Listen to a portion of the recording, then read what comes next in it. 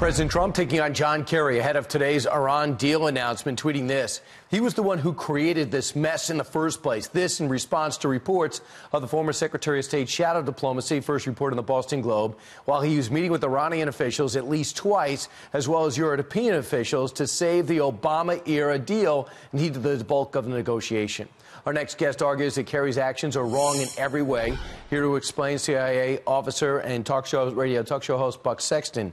Hey, Buck, this seems to be a violation of the Logan Act, which is never prosecuted, but this is really out of line, isn't it? Yeah, I think that the former Secretary of State, and he needs a reminder that it is in fact former, is wrong on every conceivable level here. I think he's wrong on the substance, which people can disagree on, but the Iran deal has some fatal flaws in it. It has from the start ballistic missiles, the sunset provisions, some of the sites that do not actually get inspections. We can disagree on that. That all said, there's also a bad faith element here. You can only have one Secretary of State, one administration at a time.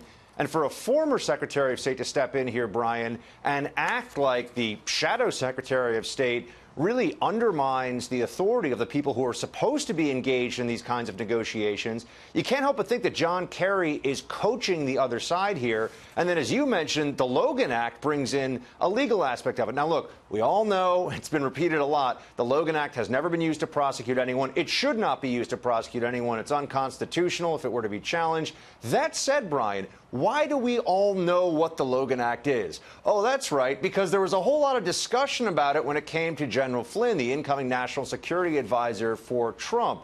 The hypocrisy here is jaw-dropping. In one case, it's a big deal. In this case, a more egregious and obvious violation of the Logan Act. It seems like there are crickets on this, and we want to know why. Oh, a couple of things. Flynn was about to get the job.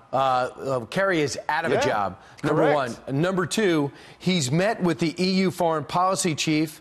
He's also met with Macron of France. He's met with the German president, and he's met twice with the Iranian foreign minister, all to keep this going. Can you imagine how any Bush official felt, like Secretary of State Rice? Well, President Obama decided just to pull us out of Iraq, therefore creating ISIS, kept his mouth shut. What did Kissinger do as we abandoned Vietnam? How did he feel about that? He kept his mouth shut. When asked, he'd respond, but not lobby other governments. Here's what Kerry's spokesperson had to say, if we could pop that up too. He believes it is important that the nuclear agreement, which took the world years to negotiate, remain effective as countries focus on stability in the region. And we also know a couple of months ago, he was telling others, Trump's only going to be in power a couple of years.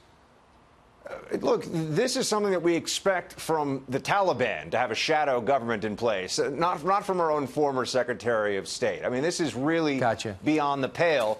And, you know, to have meetings like this is not casual. This is not someone who's just talking to his former counterparts. He's negotiating from the other side of the table. Buck Sexton, thanks. We'll talk about it. We'll find out more at 2 o'clock. Meanwhile,